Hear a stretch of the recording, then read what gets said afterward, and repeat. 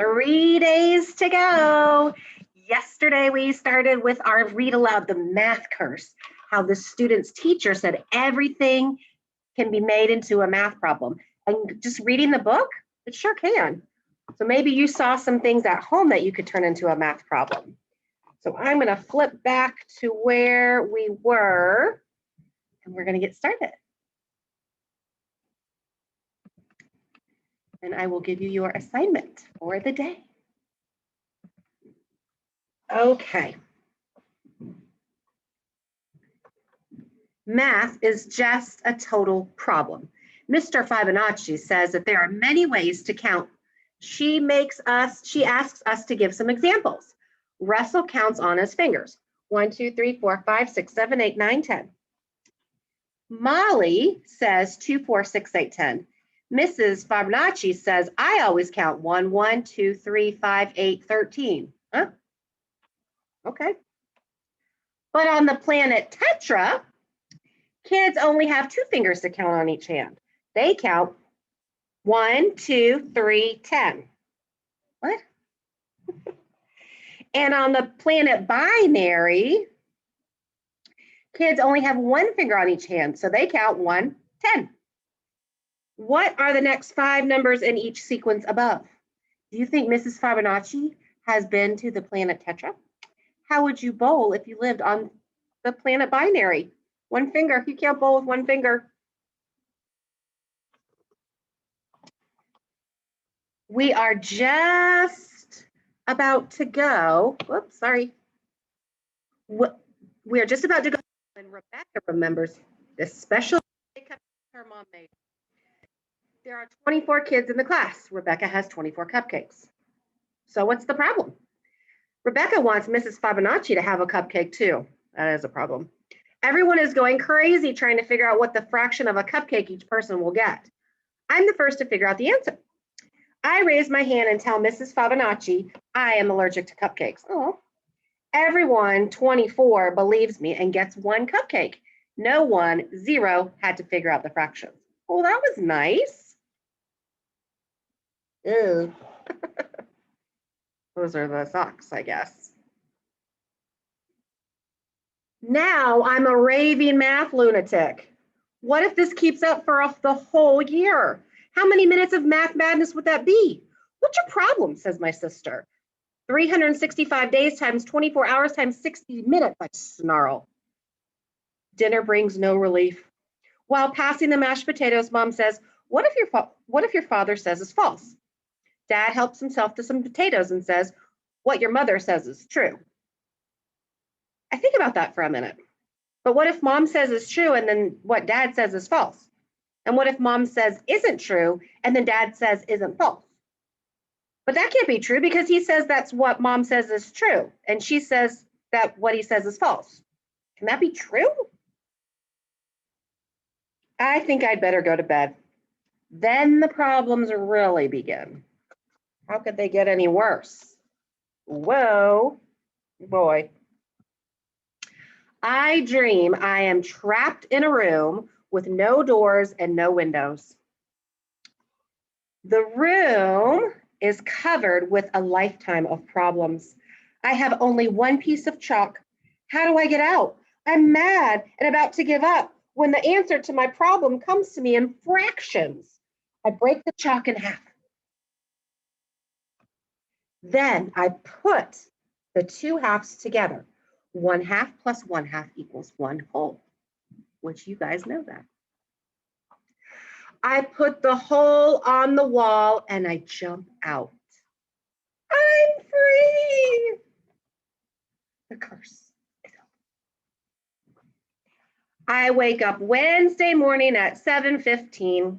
It takes me 10 minutes to get dressed, 15 minutes to eat my breakfast, and 1 minute to brush my teeth. My bus leaves at 8 o'clock. What time will I be ready? 7:41. No problem. I've broken the math curse. I can solve any problem, and life is just great until science class when Mr. Newton says, you know, you can think of almost anything as a science experiment. Oh, and it starts all over again except with science. which is true. You can do it with science too. That is the math curse. Dun, dun, dun. Your job today, math magicians, is you are going to write a math little mini story, and you've got to have 3 math problems. It's kind of like you have your own math curse. So I'm going to show you some examples, and then I'm going to set you on your way. You do not have to, let's see. So you're going to write sort of like a math story. You have to have 3 different math problems in it. 1, 2, 3 different problems, okay? You don't have to solve them, but you do have to have 3 different math equations, math problems within your math story. Tomorrow, your job will be to illustrate it. So we're going to talk about both those things today, because tomorrow you won't need a video because you're just going to illustrate your math story. So I've got some examples here for you. And then tomorrow, after you illustrate, I mean, you could even illustrate today if you want, but then tomorrow you need to submit a picture of your math story. So here's one example. I climbed on the bus. Let's see, I climbed on the bus of 46 kids, 22 guys and 24 girls. Out of the pack, 11 tied their shoes. All of the girls have their backpacks and shoes tied, but only 12 have a sweatshirt and 6 have their hair in a ponytail. Here's your math problem now. Problems. What fraction of girls has a ponytail? The girls with sweatshirts, the fraction with the guys with the backpacks, and the guys with his shoes tied. So this is this math story with all the information, and then this person wrote the questions down there. Remember, you have to have 3 separate math problems, and then they illustrated it so great. So story today, illustrate tomorrow, or today if you want. Let me show you another example. Look at that cool picture. In music class, we are studying, I think that says rave music. If the band Ludo has 2 guitars with 6 strings each and 1 bass with 4 strings, how many strings in all? So this problem did the math problems differently, okay? He embedded them within the story, whereas this student wrote the story, then the problems. Either one is fine. If you add 5 drums, 2 cymbals, and 72 keys on the keyboard, how many drums, strings, cymbals, and keys altogether? And suppose 29 of the keys get jammed with whipped cream and a guitar string breaks. How many then? How are they supposed to play without 29 keys and a string?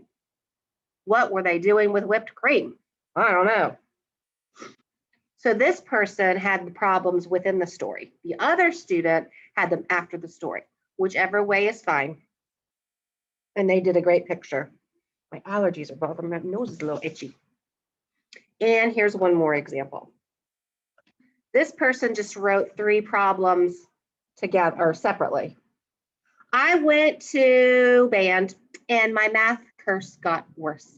I started seeing problems in my music. Very clever. If there is 4 beats in a measure, how many beats in 2 measures? How many band directions are in this picture?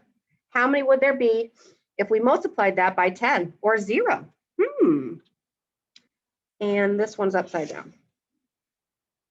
Does this look like a blackboard had 6 times backwards by 9? If so, what is the answer? It's kind of smudgy, I couldn't really see it. So those are 3 different examples of the math stories, of the math curse.